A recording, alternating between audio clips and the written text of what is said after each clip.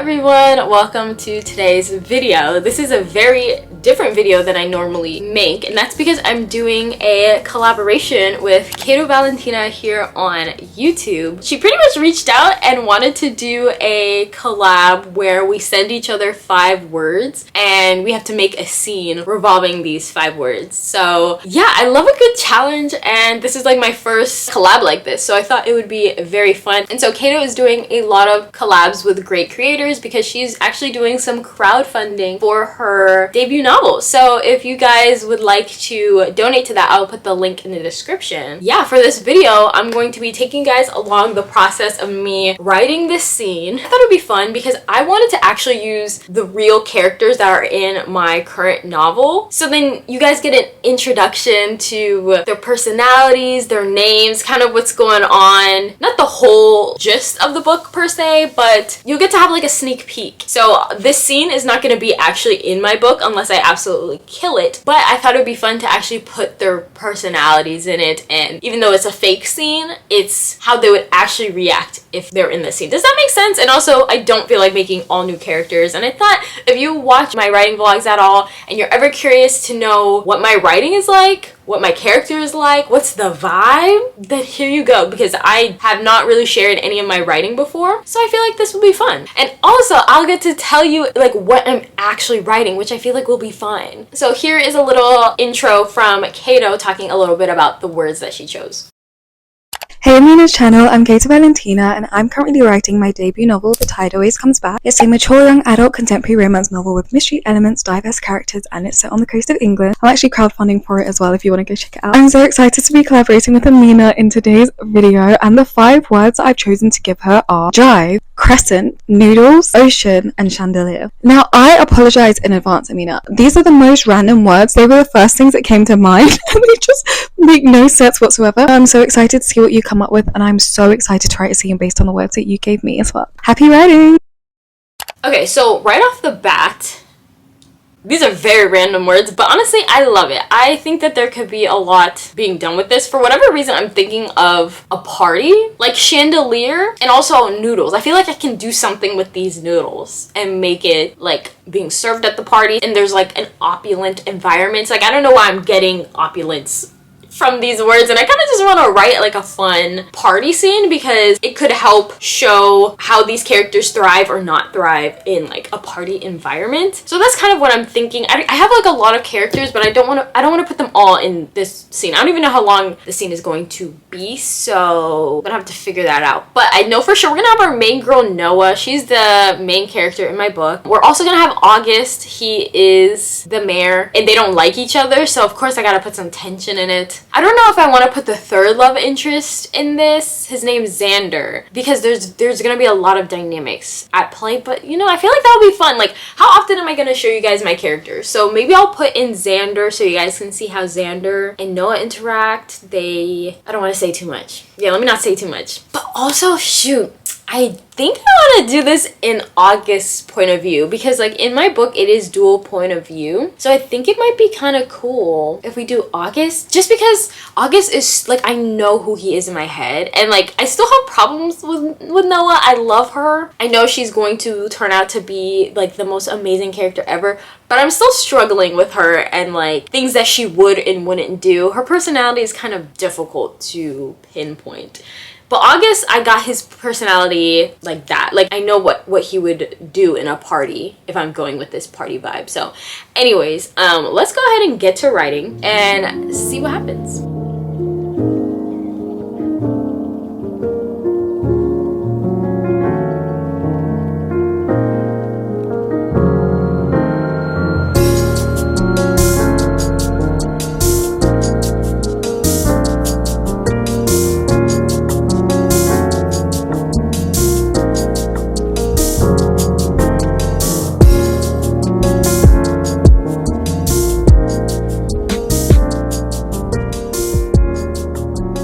So I was able to write like a page or so.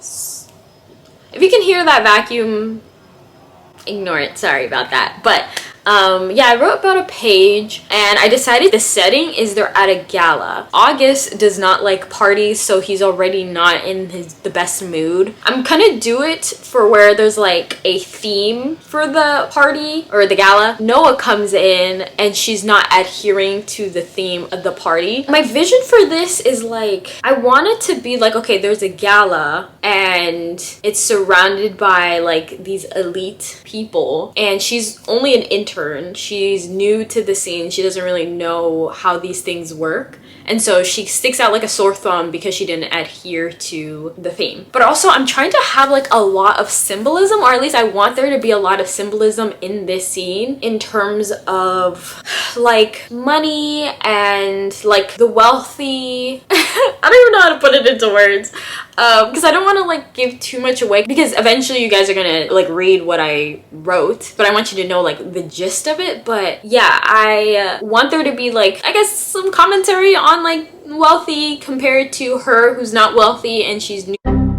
Okay, so my battery died and all my batteries are dead.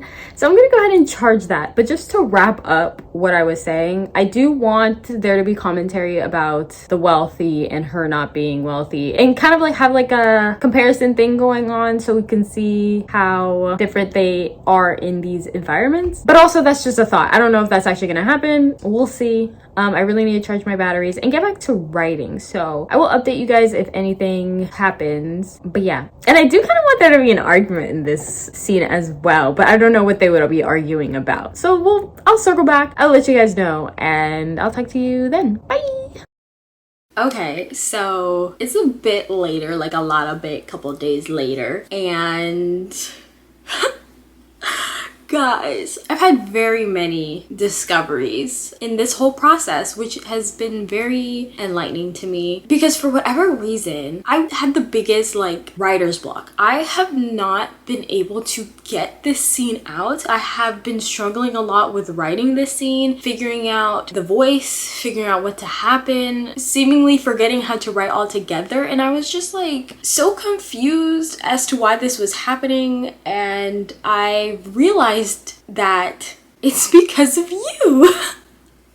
It's because of y'all. So let me explain. If you are not new to my channel and you watch me, you know that currently I'm just writing. I'm writing for myself. I'm not thinking about publishing like self-pub, trad pub. Like, I'm not really thinking too deeply. I do know eventually I want to put my book out there, and I think at this moment in time self-publishing just seems like the best option. But when I'm writing, I'm not thinking about people reading it. I'm literally just writing whatever comes to my mind, whatever feels right. I just put it down. I'm very aware when I know something sounds bad, but I just kind of keep pushing because I know I'm going to revise it and get it to the point where I'm happy and content with sharing it to the world and for myself and all that good stuff. So with this, I am going into this knowing full well that everybody's gonna read this, or at least everyone who watches our collabs. And I think because, for one, I wouldn't be writing this scene if it wasn't for this video, and two, like, just knowing that I'm gonna have like eyes on it, I feel so stuck. Like, I feel like I can't write.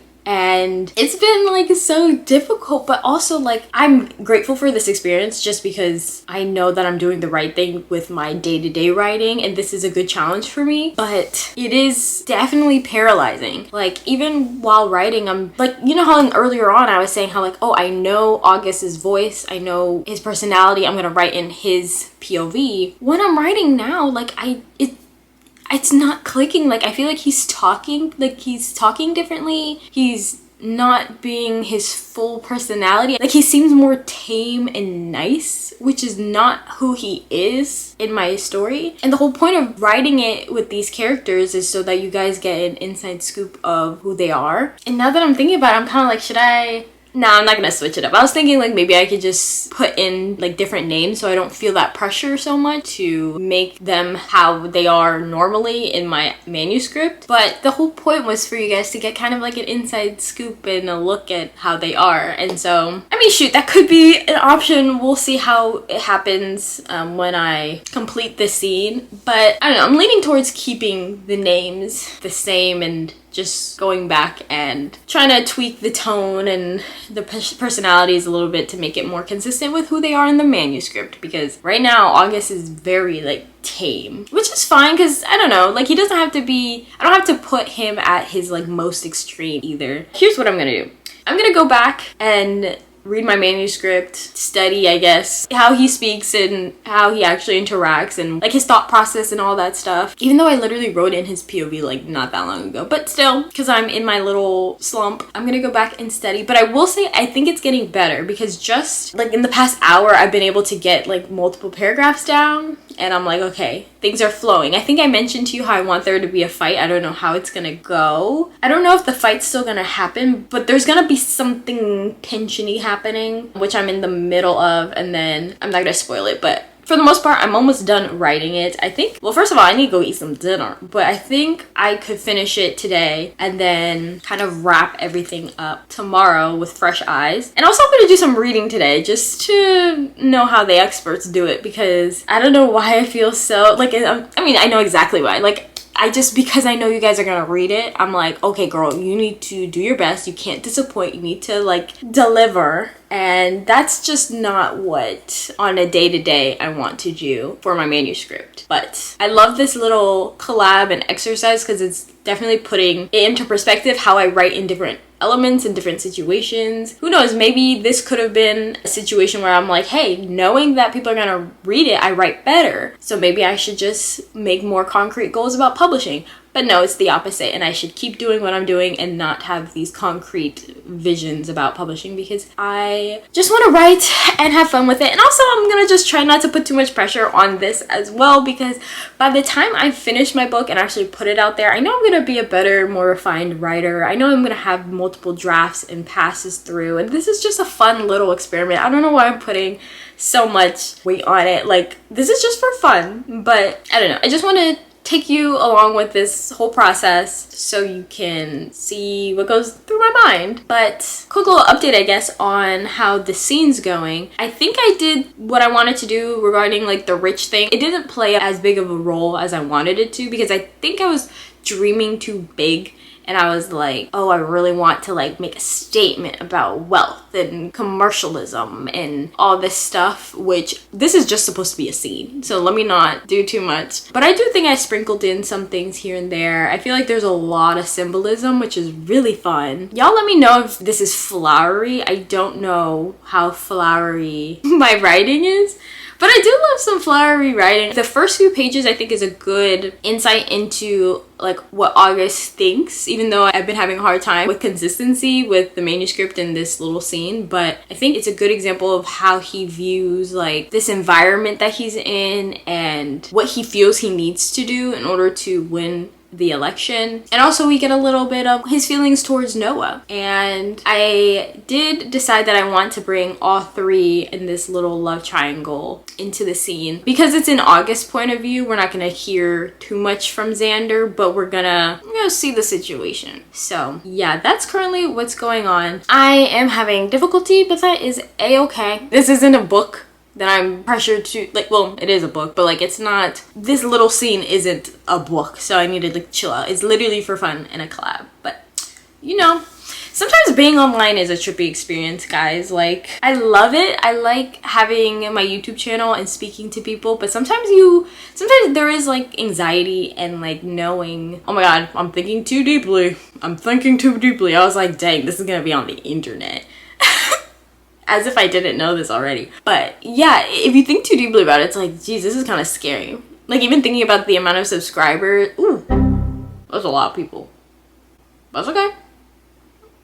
It's okay. Let me continue writing. I will update you guys. I think I'm gonna try to finish the whole thing and then finally come and update you guys, so you have a good, what's the word? What kind of writer am I? I literally am really bad with words. But I can wrap it all up for you. And I'll probably read some things here and there. So if it piques your interest, maybe you'll wanna stay tuned to see and have Kaeto read the whole thing. So yeah. Anyways, bye!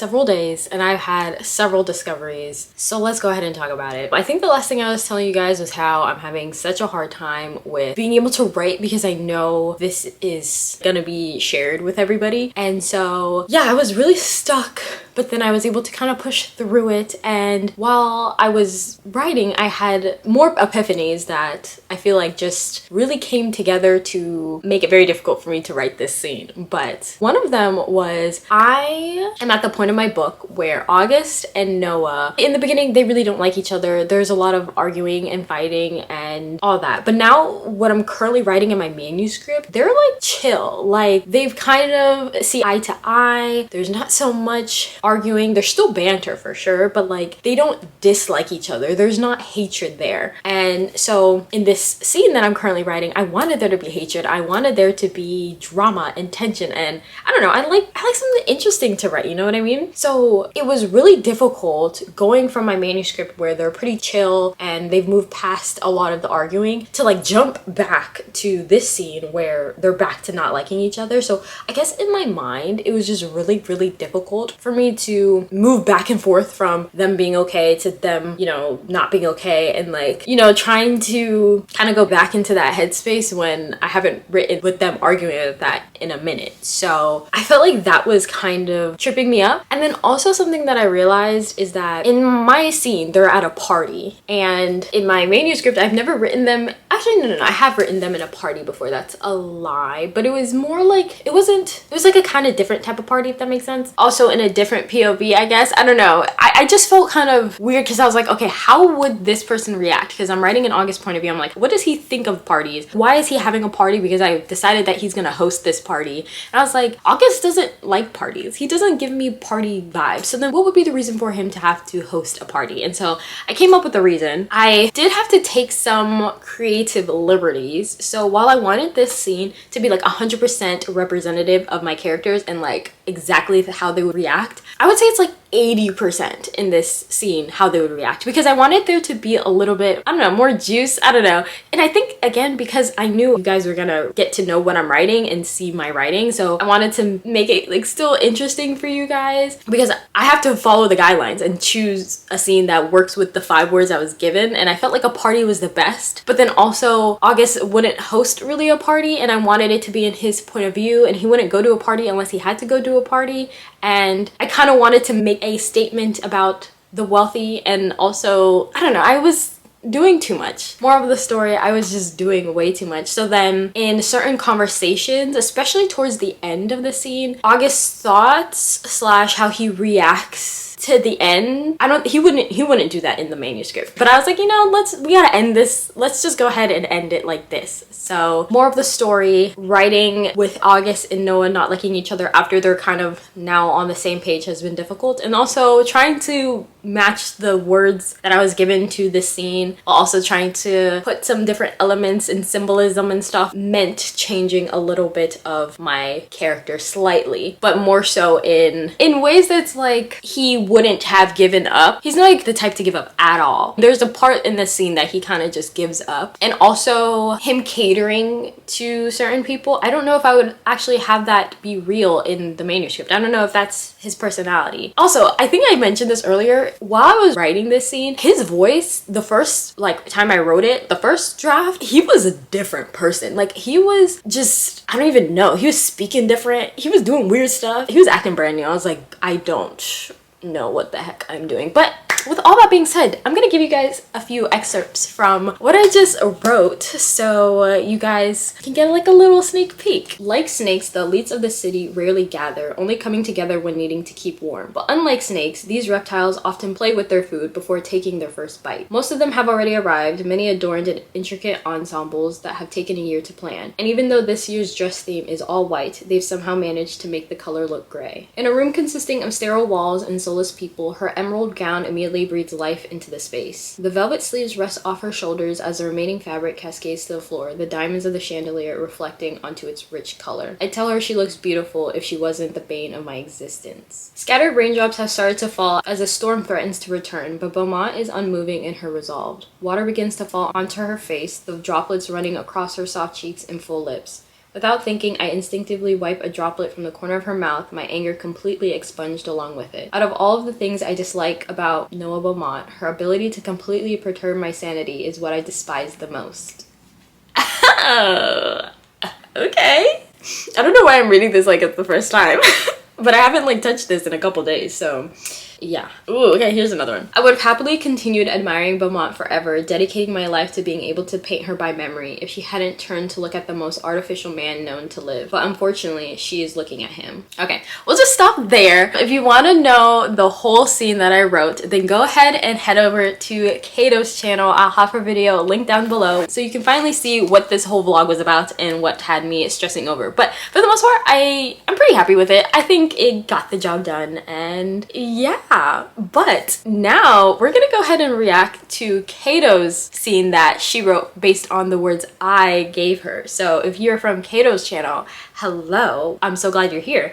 And yeah, I'm so excited to see what she ended up writing. I did do a little sneak peek, so this isn't my first reaction, but I just couldn't help myself. I'm too nosy. So let me go ahead and pull up the words I gave her, because to be honest, I don't even fully remember. Okay, so I gave Kaeto the words marriage, hatred, jealous, princess, and burn. So let's go ahead and read. The sound of gluttony and greed oozing from the ballroom quickly died down as we slipped from its tall golden doors. Okay, it seems like we both have like a party theme going on. Love that. A cold breeze danced through the short silk hair that fell just above the brown eyes blinking back at me. He held me featherily, right above my waist, as the skin that peeked out of my blue backless dress pressed into the dry brick behind me. Okay. I'm sorry, I'm eating this up. I'm eating this up, okay. We only had 5 minutes before someone would notice I was missing. When are you going to admit that you wish it was me out there? Okay, I'm sorry. This is so good. This is so good. Like, the tension, can you guys feel it? Is it getting hot? Like, can you feel it? Because I can feel it. Okay, let me keep reading. When are you going to admit that you wished it was me out there with you? He asked, the bass in his voice rumbling through my ears. Sierre? Is that how I say it? I'm sorry if I pronounce things wrong. Anyways, his jaw ticked as his hand traced slowly up my back as if trying to memorize the structure of the bones. Is he a better dancer than me, Nazira? I'm getting so giddy. I don't know why I'm getting so giddy. Kaeto, we're not even like, we're barely through that, like half of the first page and I'm already freaking out. Let me chill. Okay, of course not. Tenfold, I teased, trying to avoid melting in his gaze. Looking at Sierra was like staring directly into the sun. You know you should peel your eyes away, but in all its glory, you just can't bear it. You'd rather let it burn you from the inside out. I liked burning in his arms. Why lie, he asked, tilting his head in a way which only made me smile. Nobody could beat him in anything. Jealousy doesn't look good on you. This isn't jealousy, my love. He tucked a strand of hair behind my ear. This is hatred.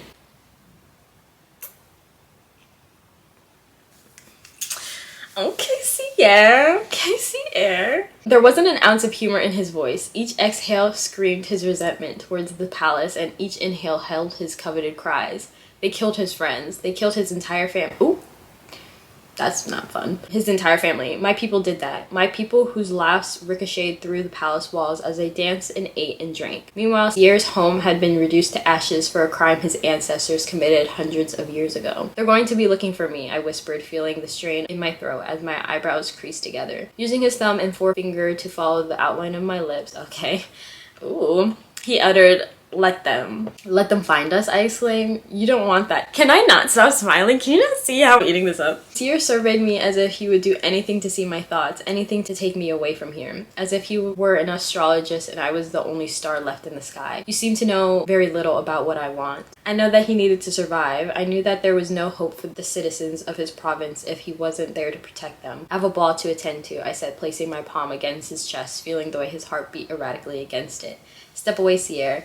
I needed him to step away. If you knew what I wanted, Nazira, he said, cruelly choosing not to read my mind, then you'd be able to see the pure anguish within me, watching that mistake of a human swing you around the ballroom. He gently lowered my hand from where it was pressed between us and moved closer, so close that I could no longer just feel his heartbeat, but could hear the pulse of every vessel running through his body. Mistake of a human was a funny way to refer to my future husband and the man my parents had betrothed me to. I am a princess. Only people of royal status had the liberty of swinging me around ballrooms. Only people of royal status were allowed to look into me the way Sierra was right now. Like my irises were his vital energy. Okay. I love this. Anyways, I turned to face the floor. I'm leaving. Lifting my chin, he kept speaking as if he couldn't hear a word I said. If you knew what I wanted, you would be able to feel the way my heart beckons for you. Oh my god. Oh my god. Oh my god, not me falling in love. I'm falling in love. Okay. At the sound of your laughter, at the scent of your neck, at the faintest glimmer of your eyes, I let out a slight gasp. I couldn't breathe. I could not breathe. Nazira, he said as he wrapped one arm further around me, using the other to steady us against the wall. If you knew what I wanted, you wouldn't dare tell me to run away. You wouldn't dare tell me to choose myself over you because you would know that I've already made my decision. His voice picked up, frantic and flustered, like if he didn't get it all out now, he never would. I choose you. I've chosen you. You seem blissfully unaware of how much I ache for you. I ache for you too, I all but screamed. I'm already yours. I've been yours since the second I walked through those doors. Oh my god, okay. No, Sierra, he wasn't mine. He was the palace's. He was a prisoner to everybody within these four walls. They only let him live because he had capabilities like no other. The second he was viewed as a threat, they wouldn't fear killing him. In love with the engaged princess, they won't hesitate. I'm the only one who should be fighting to save him, not the other way around. As much as I wanted to fall into his arms and kiss away all his pain, any embrace would be sentencing him to death. I needed him to be safe, and the last place that would be was with me. Breaking free from the grasp, I stormed past him. You've lost your mind. Because I'm not afraid, he called back, following behind me. They're going to find us. You're not afraid because you're not royalty, I yelled back, turning around. Mother and father dears can't baby you forever. Stop that. Do you know what they're scared of, Nazira? They're afraid of you realizing they have you trapped in a fate much worse than those prisoners they have in a cell below our feet. They're afraid you'll catch on to the lies they've groomed you with. They're afraid that you finally assume how powerful you are because you're not the helpless creature they've made you out to be all these years. A hot stray tear tiptoed down my cheek. I have a duty to my people. Silence. Sierra simply stared at me, grief-stricken, and the sight clawed at my skin. Say something. What? I asked hesitantly, the sound so quiet I could barely hear it. Running a hand through his hair, he echoed. What? You're not saying anything, I said, slightly closing the large gap between us. You always have something to say. Still silent. Speak, Sierra. I closed the gap further, only the power of the gods stopping me from reaching for his hand. What do you want me to say? Now I was silent. That I need you with every fiber of my being? That I feel the desire rattling through my bones, he declared. No, I shook my head, barely able to contain the sobs in my lips held back like water against a dam. That wasn't it. Then what? He asked. We can't. Stop pretending that you don't feel it too. Stop pretending that the pretty boy with the royal blood and plastered smile is what you want. Because even if you don't know me, Nazira, he held me. Clearly the gods had favorites. You know you. This wasn't about me. I'm engaged. And what will they do? His eyes scanned over my face, searching for something, searching for hope. Burn the palace down? Yes, Sierra, that's exactly what they'll do. Then I will stand here as the palace walls goes up in flames. As long as I get to stand here with you, I have nothing else left to lose, Nazira. There's only you. I'd rather die in your hands than from being without them. That's a risk I'm willing to take and will take 1,000 times over. Oh my gosh. Dude! Kaeto!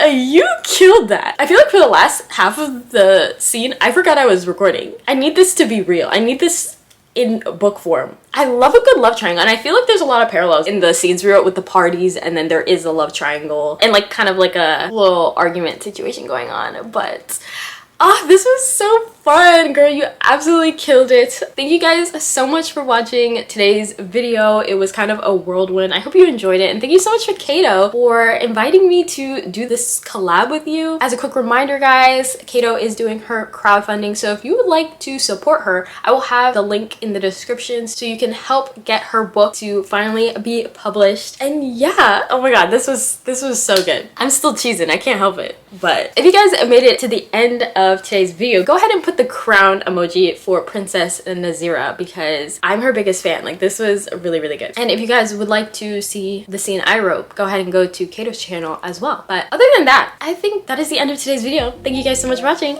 and I'll see you in my next one. Bye! Mwah.